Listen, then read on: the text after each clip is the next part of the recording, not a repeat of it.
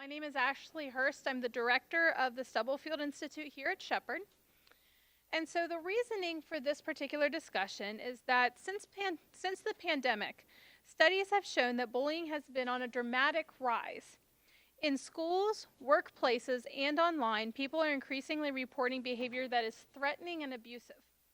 People are less confident in the ability of our schools and workplaces to staunch this behavior, and social media has given rise to tools that allow bullying to happen anonymously and without recourse for the victim. This behavior starts at the top. A 2024 survey by the Congressional Management Foundation indicated that about half of all U.S. congressional staffers were considering leaving their jobs because of the hostile work environment created by the heated rhetoric used by both parties. The issue has risen so dramatically that the Society for Human Resource Management, commonly known as SHRM, has issued the SHRM Civility Index and is offering tools to help employers make their workplaces safe environments where everyone can thrive. At the state level, and this is here in West Virginia, nearly every candidate in yesterday's primary had something to say about the state of discipline and safety in our schools. And at the local level, I frequently hear from other parents about the bullying behavior happening in our schools, and that's not only public schools. That includes private and micro schools as well. And people can no longer remove themselves from the environment where this aggressive behavior is happening. The rise of social media has provided a fertile soil for this behavior to take root and spread more widely and uncontrollably than ever before. Suffice it to say, bullying is an urgent issue in our community, state, and country. For today's discussion, we will be using the U.S. Department of Education's definition of bullying, which includes being made fun of, called names or insulted, being the subject of rumors, being threatened with harm, being pushed, shoved, tripped, or spit on, being pressured into doing things you did not want to do, being excluded from activities on purpose, and having property destroyed on purpose. Studies have shown that bullying can lead to isolation, rejection, exclusion, depression, and anxiety, which can contribute to suicidal behavior. Our discussions today will explore what is causing this behavior and approaches toward addressing it from a policy and individual perspective. As we move through our discussions, please keep in mind that people have different experiences. Some of us have been bullied, some of us have been bullies, and some have been bystanders who feel guilty for not intervening. Please extend to each other grace as we share our unique experiences. Now I want to share an overview of this event. As you can see, we are divided into small groups. Each group has a designated facilitator who will guide you through a small group discussion. We are asking each group to put together questions that you would like to ask the panelists. Each group may submit as many questions as you like, but please write each question on a separate note card. Tonight, I will be sharing the questions with the panel as we go through the discussion, and we will address as many of these questions as we can, and we will do so in an order that makes the most sense. We'll have about 25 minutes for small group discussion, and after we finish, we will move into our panel discussion. We are pleased to be partnering once again with the West Virginia Radio Corporation to broadcast the panel discussion portion of this event live on WEPM, WCST, and online on the Panhandle News Network. At that time, we will pause to start the radio broadcast, and then we will move into the panel discussion with our guests, Dr. Jessica Alfonso, Wendy Baracka, Mollie Kennedy, and Dr. Richie Stevens. Thank you for joining us this evening and being committed to building a culture where we can talk to each other about the issues that affect our lives. And now I'll turn it over to our facilitators to start our small group discussion.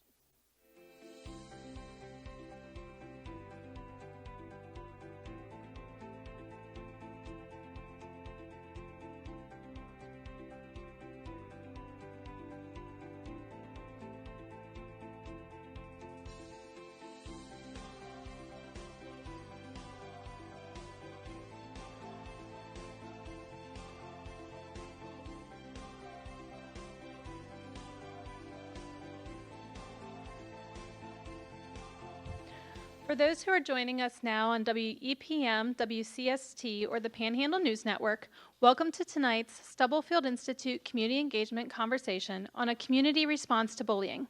My name is Ashley Horst, and I am the director of the Stubblefield Institute for Civil Political Communications here at Shepherd University. We are broadcasting live from the Storer Ballroom, where we just concluded small group discussion. Today's topic is a tender one. I'm a mom of 3 myself, and have had to talk to my girls about bullying. I can tell you that it's difficult to try to have to equip your 4-year-old with the skills she needs to deal with someone bullying her. I know that it doesn't matter how many times I tell her not to listen to the other child. That child's words still hurt. I tell her that the child's words have no meaning because she knows that they are not true. But I can still see that she wonders whether the other kid is right and no one likes her or wants to play with her. I tell her to focus on her friends and to stay away from the other child. But it's hard when she hears that they're all supposed to be friends, a well-meaning statement that causes confusion for a 4-year-old when her mama says that she doesn't have to be friends with someone who is mean to her. Often, I wonder where this child is learning to say such mean things to my daughter. I highly doubt that the behavior starts with this child. According to Youth Right Now, a report done by the Boys and Girls Club of America that surveys more than 130,000 youth, 40% of youth report being bullied in the last year. 38% of those children did not tell an adult.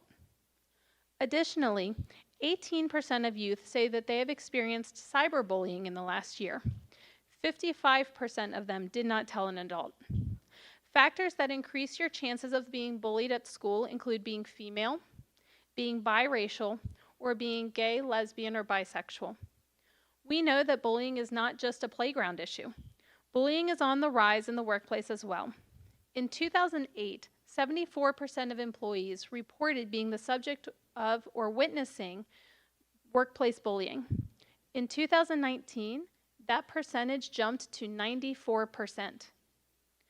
For today's discussion, we are using the U.S. Department of Education's definition for bullying, which includes being made fun of, called names or insulted, being the subject of rumors, being threatened with harm, being pushed, shoved, tripped on, or spit on, being pressured into doing things they did not want to do, being excluded from activities on purpose, and having property destroyed on purpose.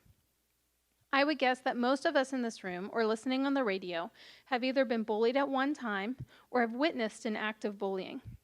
Some of us may have even participated in bullying someone else. The ripple effect of bullying is huge, whether it's in our school, our workplace, or our community. Studies have shown that bullying can lead to isolation, rejection, exclusion, depression, and anxiety, which can contribute to suicidal behavior.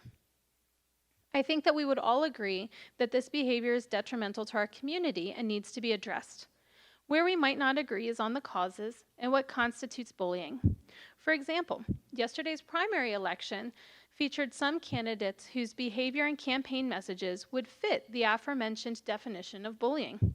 But not everyone would agree that those messages are inappropriate. At the Stubblefield Institute, we believe that when differing viewpoints are respected and considered in ways that avoid labeling, alienation, and silencing, it can strengthen our nation's ability to solve problems. Tonight, we will explore various aspects of bullying in our schools, workplaces, and communities. I am sure throughout the discussion we will touch on topics such as cultural influences, policy-based solutions, and what each of us can do if we witness an act of bullying. Before we move into our panel discussion, I'd like to share that this conversation is part of the United We Stand Connected Through Culture initiative that was launched last year by the National Endowment for the Humanities through a partnership with the West Virginia Humanities Council. We are also appreciative of our Eastern Panhandle partners, the Eastern West Virginia Community Foundation and Skinner Accident and Injury Lawyers. Now I will briefly introduce our panelists. Dr. Jessica Alfonso is the Assistant Superintendent in the Department of Equity and Inclusion in Berkeley County Schools. Dr. Alfonso is a product of the Berkeley County School System and a Shepherd alumna. We are always happy to have our alum on stage with us. She has a master's degree in multi-categorical special education and a doctorate in administrative leadership. Prior to her current role, she was the principal of Potomac Intermediate School. Ms. Wendy Baracka is also a Shepherd alumna who has worked in the mental health field for more than 20 years, providing counseling and educational support in both community and school-based settings. Wendy works here at Shepherd University, where she combines mindfulness, motivational interviewing, and solution-based skill building to support students in tapping into and nurturing their own strengths and abilities to thrive. Mollie Kennedy is the Community Outreach Director for the West Virginia chapter of the American Civil Liberties Union, commonly referred to as the ACLU. Before joining the ACLU, Mollie worked in various education roles, including time in the classroom with groups ranging from kindergartners to senior citizens. Dr. Richie Stevens is the Associate Provost for Faculty Affairs and a Professor of Psychology here at Shepherd. Dr. Stevens is the founder and current chair of Shepherd's Civility Response Team. He has also served on the editorial board of the Journal of College Student Development and has received numerous awards for his teaching. His current work focuses primarily on faculty training and development. Thank you, Dr. Alfonso, Ms. Baracka, Ms. Kennedy, and Dr. Stevens for sharing your time and expertise with us tonight. The results of a 2023 survey done by the Boys and Girls Club of America indicated that 40% of youth are being bullied at school in the last year. This stands in contrast with data from the U.S. Department of Education from 2019, which indicated that 22% of students reported being bullied at school. That's a significant increase. Additionally, business think tank Ethisphere released a report in 2023 that indicated that the number of U.S. workers who have witnessed bullying in the workplace in the previous year rose by 13% from 2016 to 2022, with multiple studies estimating that about 30% of U.S. workers are victims of bullying in the workplace. These are dramatic increases. What are you seeing in our community, and does it reflect these trends? Who wants to start? Mollie? Yeah, I think the judgmental space certainly resonates. So I'm not working in a school context right now, but I do interact a lot with young people through our programs. And our programs are often designed to teach them about advocacy and our government. And a challenge has become that the government is so mean-spirited and cruel, and that the cruelty has become the point. Rather than the occasional cruel representative or the occasional cruel comment. The cruelty is the point. That is why some of these people are there. That is what they want to do. And so it's very hard to try to, it's hard for me to grapple with as an adult. It's hard to walk young people through a process where people are saying these things about them on a daily basis, about who they are, about the things that matter to them. And so it's so much of that is funneling into people's homes through different, channels. It's funneling down to the children in those homes. That's getting repeated at school. And sometimes it's getting repeated by the adults, by the teachers, the administrators, or that's the mindset that they are bringing into, conflict resolution. I'll put it in quotes. So it's, bullying was around when I was a kid. I'm sure it was around before me. I'm sure it will continue to be around, but it does feel like we're having to think much more outside the box on our end because it has become so mean-spirited and cruel, and the efforts to really eradicate people's existence is so front and center that it's, hey, trickle down is finally working, right?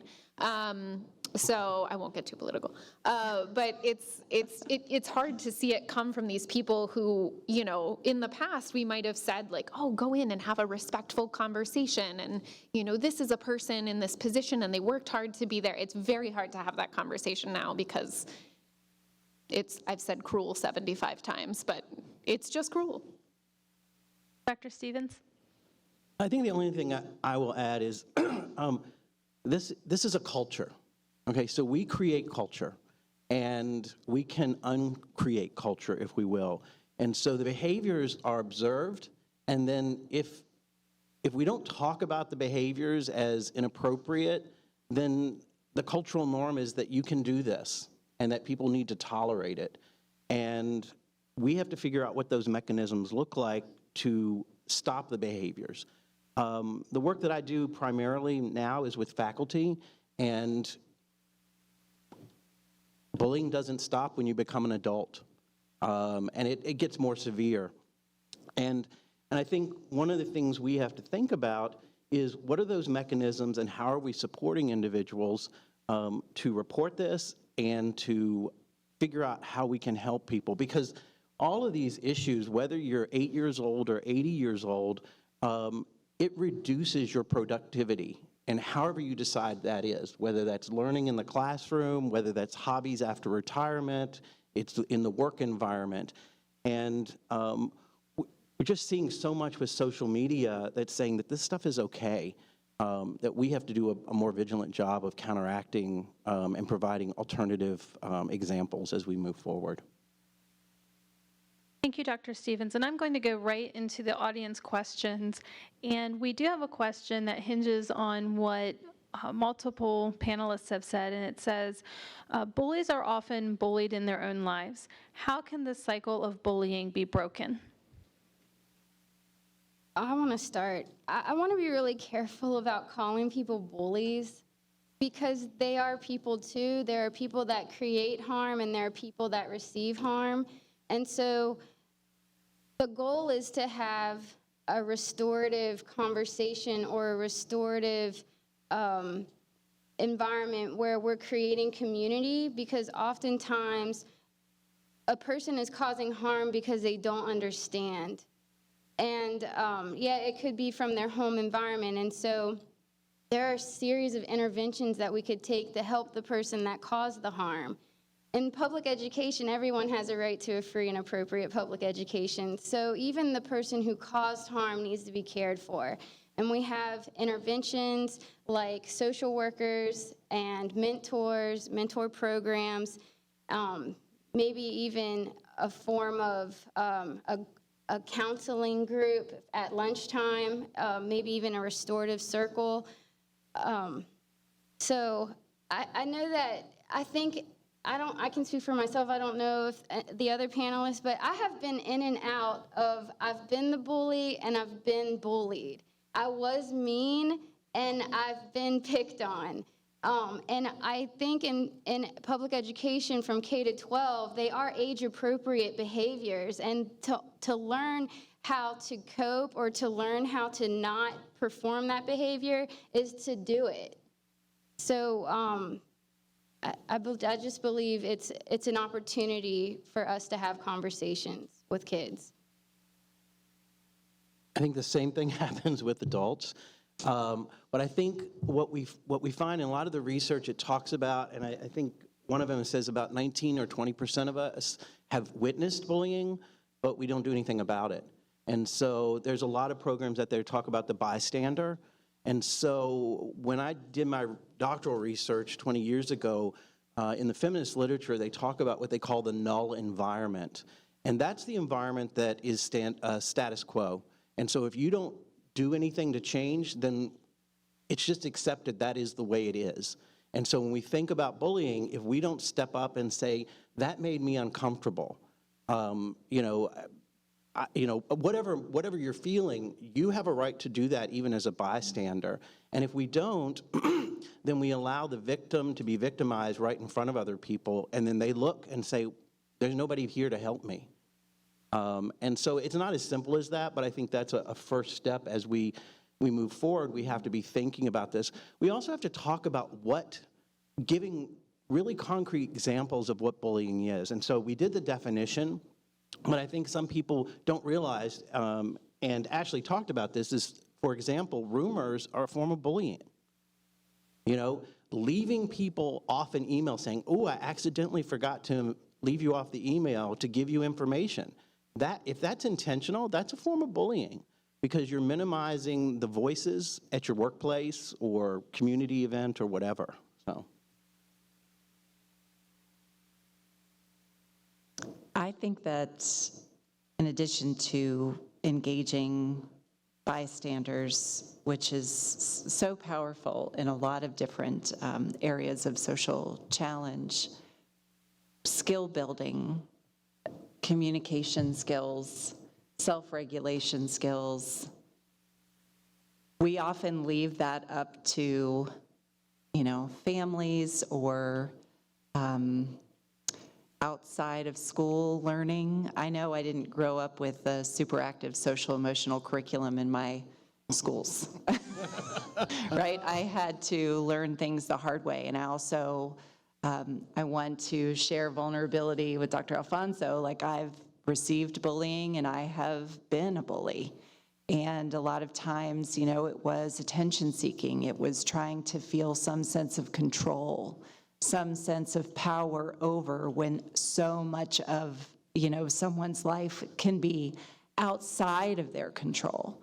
So if we understand these dynamics and we don't necessarily jump to villainize the person, but to address the behavior and to provide a lot, so many educational opportunities at every level. And can we also recognize how incredibly stressed and overtaxed the school system is already? So to say, hey, teachers, you have to be trauma informed. You need to have a social emotional curriculum in addition to being the master of teaching mathematics or English or history. So that's where I think collaboration and partnerships. I love that there are more mental health professionals in schools than there were when I was growing up. And I think we have our work cut out for us, but I also think that there's so many innovative programs and people with big hearts who are nurturing and building resilience. And we all know, if we know with resilience literature, that it takes one person, right, in the life of someone to make all the difference. And we all have that power and capacity to be that one person. I'm glad you mentioned resilience. I was actually just taking notes and I wrote that down so I wouldn't forget to say it, and then you were right there. I think it's hard, right? When you, especially with young people, but I suppose with anybody, with adults as well, to find that balance of saying, sometimes you have to, keep your chin up and keep going and be a resilient person and not let that get you down. And also acknowledge that the thing that has happened to them is real and maybe very traumatic, depending on what it is. So certainly in our work with young people, we try to talk about ways to build their own self-confidence, to build that resilience, and also to be able to advocate for themselves. And so even among this group of rabble-rousers, typically, not all, but a lot of rabble-rousers come to the Appalachian Queer Youth Summit. And even among them, sometimes they'll kind of come to us and say, well, this person said something. And it's very often just someone saying something about a group of people in a way that is not the preferred way to say it, or something to that effect, somebody not knowing the correct language for something. And even in that group, even in that space, we sometimes have to say, well, did you tell them that you didn't appreciate the way they said that? Did you tell them that maybe they could frame it another way? Did you give them the opportunity to learn the correct language? And sometimes they say, well, no. And we have to say, okay, well, you're in a really safe spot right here. So how about when you sit down at lunch, you have that conversation and give them an opportunity to learn that. And so, yeah, even in the safest of spaces, that's hard to do. But I also think it's just important to name that what we didn't hear from anybody was, let's send them to the school police officer, or let's punish them, let's get them involved with law enforcement, which might have consequences for the rest of their lives. Certainly the ACLU broadly, we don't favor imposing more penalties, imposing more punitive measures on people.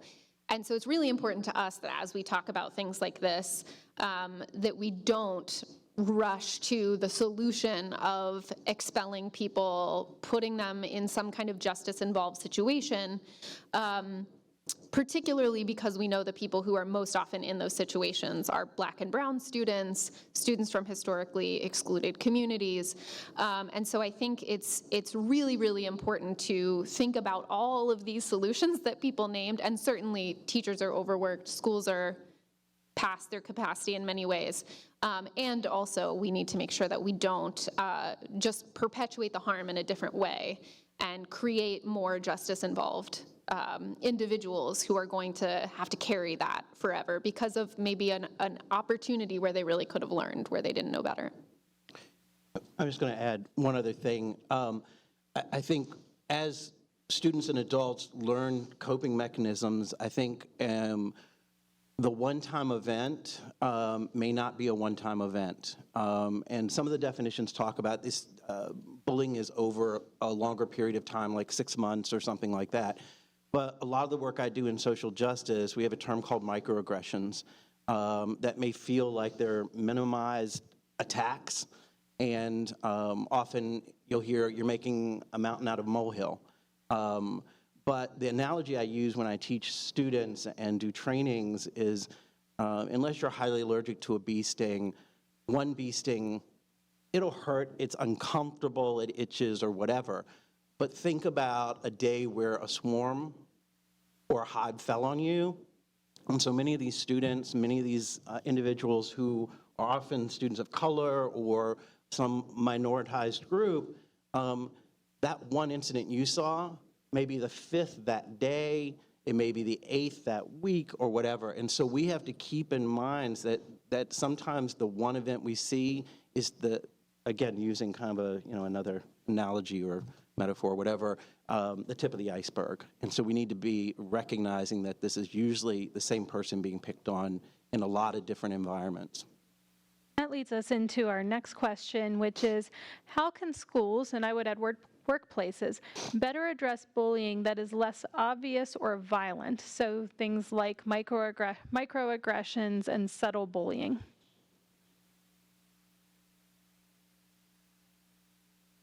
I'll start off. I mean, I think part of that is if you see it, say something. I mean, so again, if that makes you uncomfortable, again, another example that I use is how many have ever thrown a rock in a placid lake, right? You start seeing ripples, right? And so if everybody tosses in a rock, the ripples expand and they cross over. And the more we do this, the better environment we create where bullying can occur, or whatever that issue might be, because it's no longer a safe space to bully. Because I know that Richie's gonna speak up, I know that Mollie's gonna speak up. And so the environments get smaller where someone can say things out loud. Now there are things that I alluded to that are maybe more insidious and hidden, such as, especially in the workplace, leaving someone off an invitation, or what they call mobbing, where groups get together and minimize voices even at a meeting. That's not important, let's skip over that, let's move to the next agenda. And so that takes facilitation skills, and that takes a leadership, informal or formal, to again stop the behavior and say, you know what, let's hear through this particular piece and their voice and make sure that they're heard. And that would be a couple things. In my department, we start the beginning of the school year with a professional development on policy 2510 7.1.I. Good job, Dr. Alfonso. And that is essentially global citizenship and teaching culturally responsive teaching. Our educators need to know who is in their classroom. And our administrators need to know who is in their school and among their staff. And resources need to be supplemented into the lesson to create a sense of belonging. Leadership teams need to be created on a professional level to create a sense of belonging. So my department also gives inclusivity trainings. We talk about microaggressions, bias, privilege, even microaffirmations. In the workplace and in the classroom, there's such a thing as psychological meaningfulness. Does this job, or for the student even, does it have meaning to me? Is it important to me? And then there's such a thing as psychological safety. Do I have to check myself at the door to be successful here, or do I have to hide a part of myself in order to be successful in this building? And then there's psychological availability. And so since COVID, we've all lost a little bit of psychological availability. Our capacity has minimized just a bit. I mean, we're overloaded, we're fatigued. All those things connect to how well a person is going to do a job and how well a student is going to be engaged in the classroom. All those are factors of engagement. And even our administration needs to be given opportunities for check-ins. People need to have an outlet, and people need to feel affirmed and validated and seen and heard. And like it was said, it is cultural. And if we dismiss and ignore things, then it becomes ingrained in our culture, and it's just who we are and what we do, and it needs to be stopped at the top. Thank you. If you're just tuning in on WEPM WCST or the Panhandle News Network, you are listening to the panel discussion, A Community Response to Bullying, being hosted by the Stubblefield Institute for Civil Political Communications at Shepherd University. And we are moving on to our next question, which hinges on a little bit about what Dr. Alfonso was saying. And this is an audience question. Why do anti-bullying policies, particularly in schools, seem so ineffective?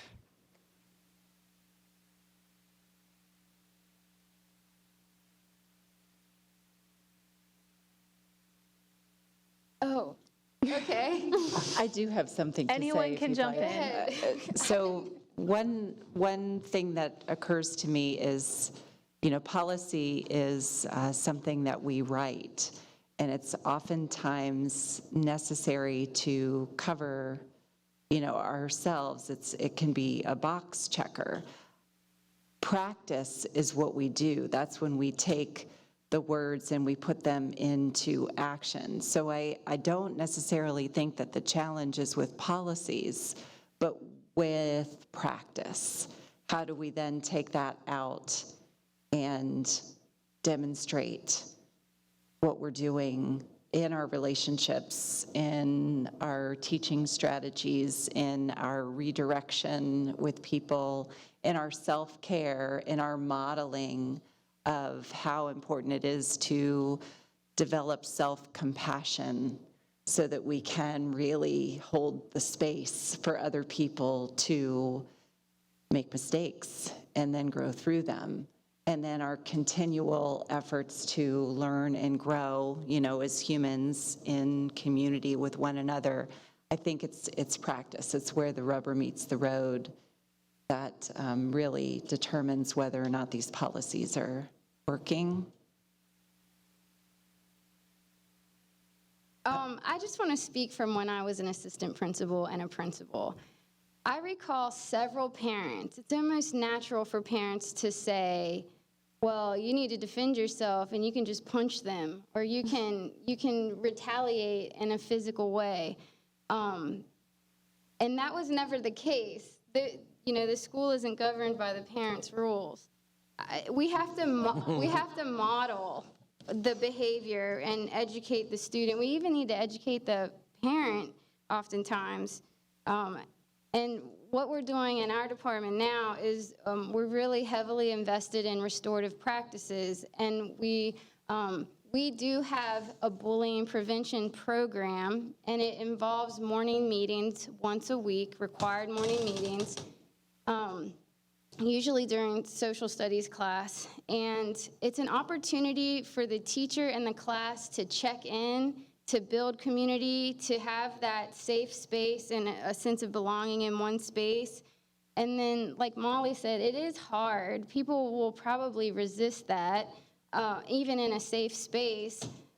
But our schools need to be safe and conducive learning environments, and the classroom has to be a learning community, and it cannot be a learning community if there aren't relationships. That has to be a priority. Anyone else? No? Okay. So hinging on that, in a school setting, how do you empower parents to advocate for their kids? And especially, what should a parent do when a child does not want the parent to intervene? So a two-part question there. I can speak to a lived experience of having, my children not want me to intervene. And so then my focus is on listening to them and holding space for them, and also giving them the opportunity to choose when we're going to have these conversations, but to definitely state that there are things that they can do interpersonally to protect themselves, and there are also times when I might have to override that if I feel like it's truly an issue where other people need to be aware of the situation. So it's tricky, it's so complex. I think we can do a lot with our children when we are engaged, when we are present with them, when we're not distracted. Let's also just kind of name that this is a challenging time in so many ways. How often do we feel like we're present? So that's not just at home, that's also in the workplace, that's also in the community. So that was just kind of something I'd like to share. Talking about distractions, what do you do about anonymous online bullying? Mollie, you're nodding your head, so maybe you want to jump in? I don't know that I have a good solution. I just know it's happening. I think something that we have been trying to do, knowing that we cannot, as a community organizer, I can't change the way a particular principal implements policies. I can't change the way that a website allows people to post hateful things. I can't change the fact that I got 50 mailers to my house that demonized trans people in the last, however long. So one thing that I think we've been trying to do is to say, okay, we might not be able to litigate this out of existence. We might not be able to, change the policy on a government level. But what we could do is we could try to break down some of the barriers and the isolation that some of these folks are dealing with, and bring them together to sort of form their own community, so that when one of those situations occurs, they have some of those tools, they've built some of that resilience, but they also can go to other people who understand and say, hey, this horrible, one of my first examples, we started camp, we sent everybody home, we had kids hug us and say, I've never felt this safe anywhere before, and I was terrified to send these kids back to their schools, because all we did was feed them and call them the pronouns they wanted to be called, and make friendship bracelets and also teach them about the government. And they were like, oh my gosh, I'm safe. And the absurdity it's really all we did. But we sent them home. Some of them were really excited. They wanted to start a club at their school, and one of them did that, and their posters were ripped down, and somebody posted pictures of the crumpled up stuff and said, we're gonna go make fun of the F slurs at the meeting.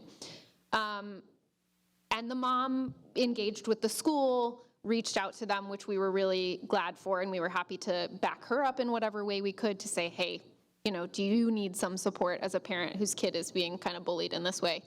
But the great part about it was there was not a lot that we could do in terms of the kid who made the mean Instagram post. But the kid came onto our little Discord chat and said, hey, this happened, and shared the picture. And the other kid said, oh, what a loser, which maybe isn't the least bullying thing they did, but in the context, it was sort of meant to be uplifting. What a loser, forget that guy. Do you want to, well, let's set up an online game and play together, and and there were some also who said, yeah, something like that happened to me too. So all of that to say, I think sometimes creating those relationships, and which has been mentioned, and trying to sort of build a little bit more community around people can insulate them a little bit, or at least give them other people who say, I know, and that sucks, when things like that happens, when they're not really in a position to fix it. I can say that I've been involved in a few situations where a certain site has been used here on in our campus community for cyberbullying, and sometimes students bring that to the attention of a safe adult on campus, which then gets the attention to the student that might be victimized in the situation. So we have some folks that are on that site and that do monitor it and look for things that are worrisome and then report it. So sometimes we have students reporting these things. We have other adults who are professionals on campus reporting these things. We have our law enforcement doing whatever they can to sometimes trace posts that we fear might relate to a safety concern, and we all work together and we rally to get support to the people who need it, and to also let them know that this is not okay.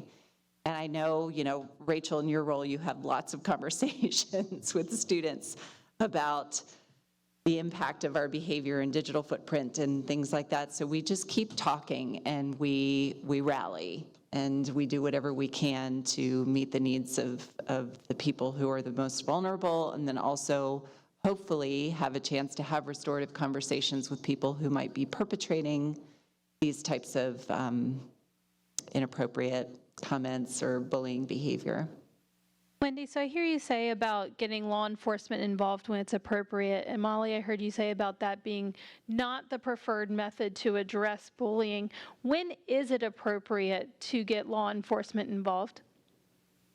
Well, in the case that I was speaking, if we have a concern for safety and, our police department is on it, they're going to utilize their contacts and network to see what they can find out. And it's for the purpose of increasing safety and getting people to respond in a direct way. And it's not punitive, it's for the purpose of increasing safety and getting attention to where it's needed. So in that case, I think that these partnerships are vital.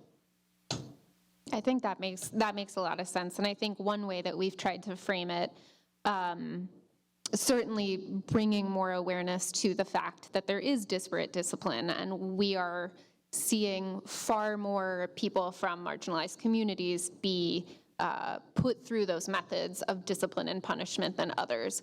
And so an awareness of that and making sure the people making those decisions are recognizing those choice points and not overusing that.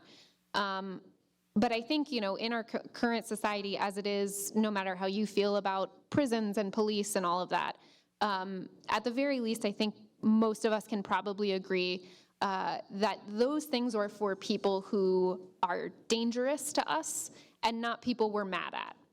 And so when it starts being used to punish people who we are mad at, it becomes a very, very big problem because we are just setting people up for a lifetime of difficulty, potentially very young people, because they didn't understand something, because they made a mistake, because they were very mean and they really meant it. But how much does a 13-year-old really have in terms of understanding the long-term consequences of saying what they said, right? So using opportunities to learn when it's upsetting, when it's, a difficult situation, but not rushing to involve law enforcement, particularly law enforcement who are in a position to enact some kind of legal punishment when it's a situation that could be a learning opportunity.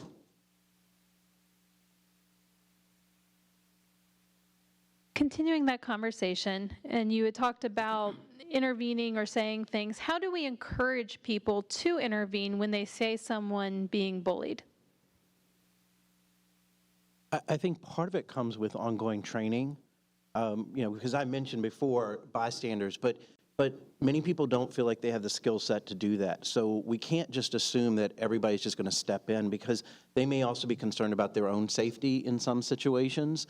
And so any institution needs to really look at how they're providing the tools for someone to do this work and not assume that they've gotten that somewhere else. And the more people feel comfortable confronting whatever that behavior is and knowing the resources, then more people will step up. All right. We have a few questions coming in about policy.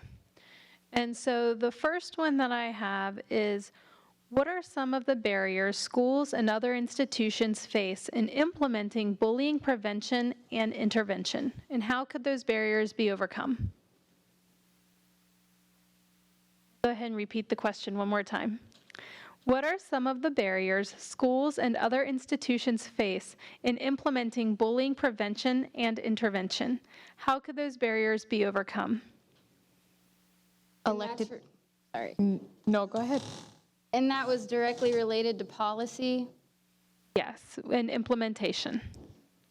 I don't know that we have a policy that creates a barrier to a bully prevention program. One policy that comes to mind as far as student conduct is policy 4373, and that's the policy that lays out the appropriate interventions and discipline for the different levels of behaviors, such as disrespect, disruption, technology misuse. You could have a physical fight without injury. You could have an assault. Those are different levels. Our school system encourages bullying prevention. We have a bullying prevention program. As I said earlier, we meet. We follow rules. The last rule, the fourth rule, is tell an adult. Tell an adult at school or at home. We have a process for reporting. It's actually in our district policy, policy JGG, that once bullying is reported, the principal essentially has 10 business days to investigate. And so that investigation involves talking to the victims, the witness, and anyone else who is named to determine was severe harm caused that created a safety issue. And then, as a result, an appropriate consequence, according to policy 4373, is conducted. But as Mollie said, and I really appreciate that she said that, because according to principals and administrators who deal with discipline, it is subjective on how they interpret policy. And we learned at the beginning of this school year, it was reported to us, and when I came into this position, West Virginia had the highest suspension rate for Black African American students and non-white males. And I was so happy to learn that wasn't necessarily the case for our school district. However, what we did learn was the way things were reported. So let's say, for example, a white student and a Black student committed the same behavior or offense, incident, conduct. Let's say, for example, the white student was given insubordination. That's a level 2 offense. But the Black student was given habitual violation of rules. That's a level 3 offense. So it's just a matter of interpretation, and that's bias, that's privilege, that's a microaggression. Those things are hard to counteract. That's systemic. Ms. Kennedy? I'll be more direct, I suppose. Your elected officials are a barrier. At the state level, to some degree at the federal level, in the courts, on your local school boards. Certainly not all of them, but many of them. And when we have decision makers, I'm not speaking of anyone in the room in particular. It was not pointed. I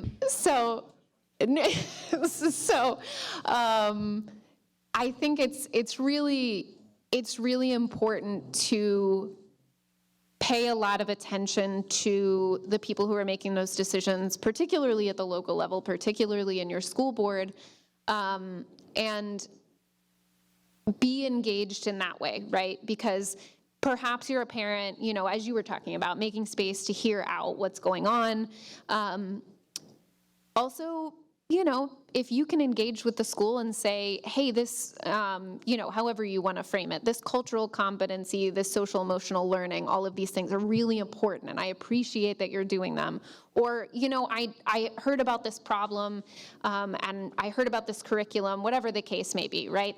Engaging with the school in a way that supports those efforts, because many of those efforts are things that your elected officials are actively trying to dismantle or ban.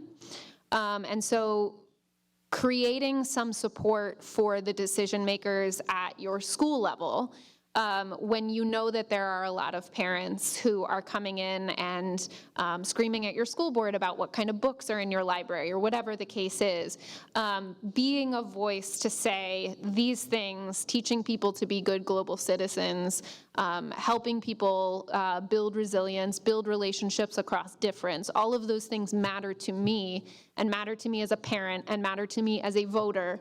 All of those things are really important, I think, to express to all of those decision makers. I think the other thing is, if in workplaces that may not be K-12 institutions, you probably have policies on the book, and so you can check with your HR department. And how is that being looked at annually on a regular place? And is that policy something that can be fluid and flexible so that you continue to address the issues as we find out? 15 years ago, cyberbullying wasn't probably as big a deal. And certainly 25 years ago, 30 years ago, it probably didn't exist at all. And so if your policies don't change with what is going on and understanding the behaviors that are going on, then it will be a barrier. And I think the other piece is, as you look at this, look at it from a lens of who wrote it and for whom, and were people left out.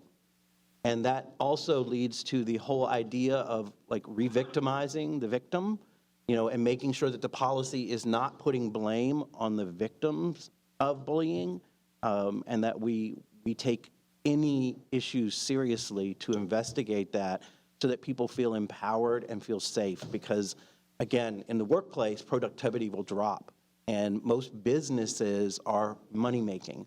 And so if you have a lot of people who are focused on their own personal safety because they're uncomfortable, they're probably not being as productive and innovative in the workplace, and that may ultimately have you lose money, in time, productivity, people leaving, having to rehire, retrain, things like that. Dr. Stevens, while we're on the topic, another question from the audience. Actually, two people asked the same question, so you can see it's really on their minds. What do you do about a bullying boss? Yeah, so that can be a tough one. And I think part of it is you've got to know your institutional culture, because oftentimes if you feel empowered, you may feel comfortable saying something. But if not, you may have to use alternative resources. And so whether that's your boss's boss or the HR department, or if you're part of a union, you've got other resources. Know what they are. Most of the time, we try and encourage people to talk directly to that individual, because that can have sometimes the most impact, and it's also, it may create a less defensive experience. But if they feel unsafe or uncomfortable with this, then we certainly are not going to do this. And we certainly know that, for example, if I go in as the associate provost and have a conversation with the provost, that's probably a very different dynamic. I'm a tenured faculty member, so even if I don't have this job anymore, I can go back to teaching full time. But when we have an issue maybe in facilities where we have a facilities worker and the director of facilities, there may be different dynamics in there that they feel a lot less power or support to become, so we have to figure out what those are. I think the other piece is when we think about training, in the moment, people get lost. And so how are we trying to provide good onboarding about the resources so people might know about it when it's not an issue? And so if they need it, they can jump in and use those resources. Are there resources outside of the workplace that can be utilized? Like we have an employee assistance program, so there, could be somebody checking into a therapeutic service in the community for their own level of support, their own ability to increase effective nonviolent communication skills. I think of the conversations that I have with students. At times, they're bullies in their family, or it's in their workplace, or it's, someone outside of the Shepherd community. And so there's an emphasis on making I statements, learning how to identify feelings, learning how to set boundaries. And our boundaries aren't necessarily trying to control or limit the behavior of another person, but when we experience the behavior that crosses our line, how do I respond in a way that keeps myself safe, knowing that my influence is with me, versus the ability to be able to change somebody else. So I think there's a lot we could do internally and externally and interpersonally that could help. I think related to that is what type of resources are the individuals looking for? So if they're a very spiritual, religious person, they may need advice, and maybe a minister or a priest or someone like that, a rabbi, might be someone who they can go to say, how do I get the words to move forward? We have something called an ombudsperson or ombuds that is a confidential resource. So many places have those, and so people can come in and get the tools that they might want because they may not know what paths they have, because that becomes informal. But most places, in higher education, there's a formal grievance system as a state institution. So if they want to go down that route, they can as well if they feel like conversations haven't worked out. And in my field, in my district, we have a bullying, intimidation, and harassment form that can get submitted at any level. It could a professional, a service personnel, an administrator. If you wanted to report, we have a county investigator. And, they may investigate, or somebody outside may investigate if it is someone's boss. There's also Title IX. Sexual harassment, and Title VI, racial harassment, and then there's also the Office of Civil Rights, if you feel like you need to go above even your district level or your state level. Thank you. And so we will be wrapping up, but I have a really great question that will give us all some take-home skills. How do we teach de-escalation communication skills? And if you can talk about this not only for adults, but how do you teach it to children, like a 4-year-old? That would be great.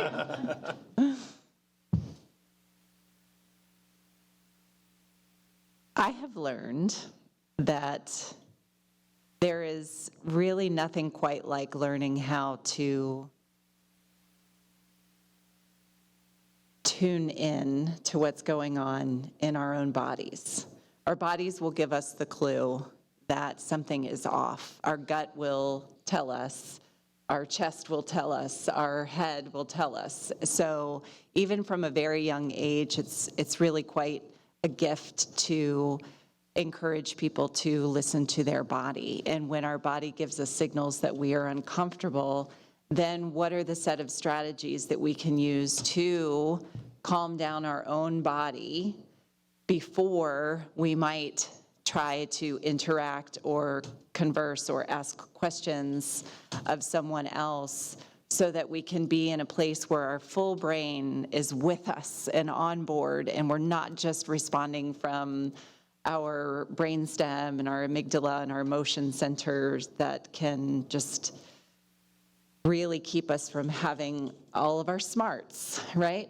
So that's at every age and stage. So I really love the mind-body connection, mindfulness strategies to start with, what is my body telling me? What do I need to do for myself? And then being able to broach effective nonviolent communication. I love restorative justice practices, I statements, feelings identification. In the trauma-informed care world, the phrase "name it to tame it." I feel very anxious right now. I feel very angry right now. I feel very upset about what was just said. And then, practice, practice, practice. Part of having a restorative conversation is practicing empathetic listening. So giving the person who's escalated an opportunity to share without interrupting, without giving them advice, without trying to fix the problem or one-upping or dismissing their problem, so that they can feel seen and heard. And then we want to talk them through what happened. Again, don't interrupt, just listen. What was happening at the time, the context. How did that make you feel? Who else did that impact? What can we do to help you with this? And then have a closing statement and work with them to resolve whatever escalated the situation. So you didn't mention adults as who act like 4-year-olds, but no, I think what we're talking about is some basic counseling skills that everyone can do. The I statements, the empathetic listening, the calming voice, things like that. But I think the key thing that Wendy said that is really important is to practice. Find a partner to practice, because active listening it sounds like, it could be very simple, but oftentimes we're so distracted with everything else that's going on in our lives that we're not actually listening. And then the piece that goes with this is, I say, listen to understand, not to resolve. That will happen. If you're listening to understand, it gets to some of the comments that was mentioned earlier. So.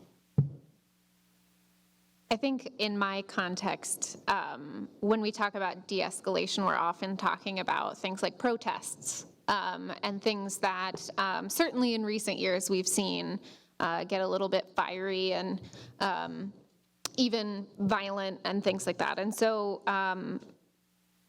this is certainly a conversation we have. We do know your rights trainings for protesters and things like that. But we also are working with youth in these programs. We have the Appalachian Queer Youth Summit for LGBT teens. We have a BIPOC conference in July for students of color. All of these are free, by the way, so shameless plug. Please look them up. Send them around. We don't charge anything. We just would love to get this to everybody who's interested.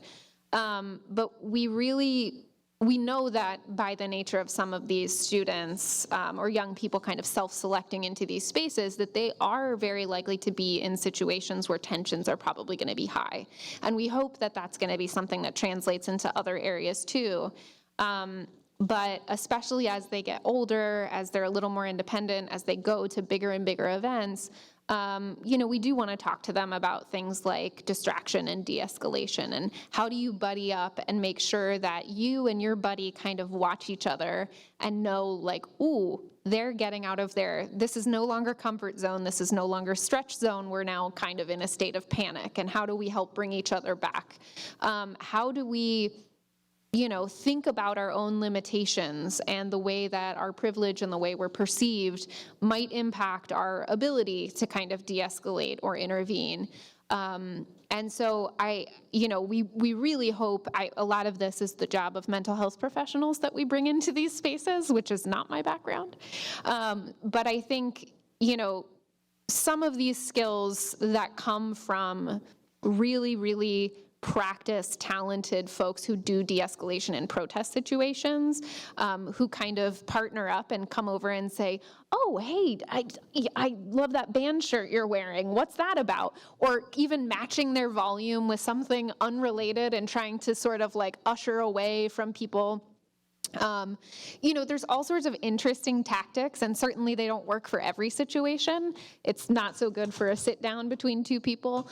But I think, some of these kids are dealing with bullying that's going on for an extended period of time, and looking for sort of how to think about some of those techniques that maybe don't seem like they belong in that setting, but maybe they could, maybe a buddy system, maybe thinking through kind of some of those practices could be helpful. But we certainly hope that, at least with the folks that we're in touch with, that we can sort of help them build some of those skills, or that our mental health professionals can help them build some of those skills. Thank you. Any last comments from our panelists? Okay. Thank you, Dr. Alfonso, Ms. Baracka, Ms. Kennedy, and Dr. Stevens for sharing your thoughts and expertise on the rise of bullying in our schools, workplaces, and community, and giving guidance on how we can address it from both a policy standpoint and individually. I hope from this discussion you've gained a more nuanced understanding of why this issue is so complex and have taken away a few ideas on how we can work together to create an environment that is free of bullying for both youth and adults.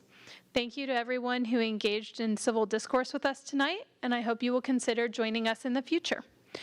If you joined us mid-event on the radio or online and want to listen to the discussion in its entirety, or if you're here in the room and want to listen again, you can subscribe to our YouTube channel and get an alert when the video of the event has been posted. Our next event is on July 24th, right across the street in the Byrd Center, and that evening we will be partnering with the Jefferson County Development Authority to take a 360-degree view of childcare in Jefferson County and the challenges posed to families and businesses by the child care shortages. That event will begin at 6:30 in the Byrd Center Auditorium on July 24th. For more information about this event and other events, you can join our mailing list through our website, stubblefieldinstitute.org, or follow us on social media. Once again, I'd like to thank our partners, the West Virginia Humanities Council, the National Endowment for the Humanities, Skinner Accident and Injury Lawyers, and the West Virginia Community Foundation for their generous support. We are also appreciative of the support of the West Virginia Radio Corporation, who helps us share these important conversations with thousands of listeners in the tri-state area. Finally, if you value creating a space like this for your community dialogue, please consider donating to the Stubblefield Institute. Our programming is dependent upon community support. More information about donating to the Stubblefield Institute can be found on our website. Thank you again for joining us, and thank you to our panelists and our facilitators and partners. Have a great evening and be safe to your next destination.